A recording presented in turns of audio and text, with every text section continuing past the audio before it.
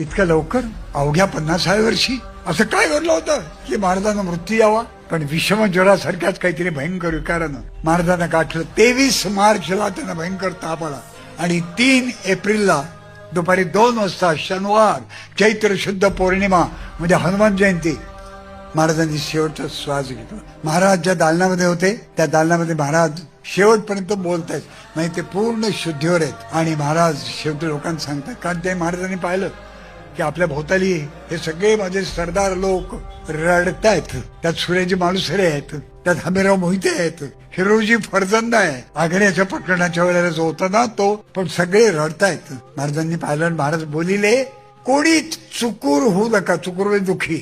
आला प्राणी राहत नाही, आला त्यात जावेच लागते. सर्व सांभाळा. आता आम्ही श्रीचे स्मरण करतो, तुम्ही सर्व बाहेर जा. म्हणून त्या दालनात सगळ्यांना बाहेर जायला सांगितलं आणि आता आम्ही देवाचं नाव घेतो ते जा म्हणून म्हटलं. सगळे पण बाहेर पडायला लागले.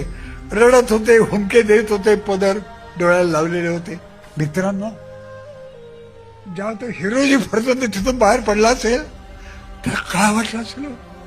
तो वळून वळून महाराजांना म्हणाला असेल का, महाराज आग्र्यामध्ये आपण अडकलो होतो त्यावेळेला तुमच्या पलंगावर मी झोपलो आणि तुम्ही सुखरूप बाहेर पडलात. आत्ता झोपतो का, तुम्ही सुखरूप बाहेर जा. त्याला असं वाटलं असेल का.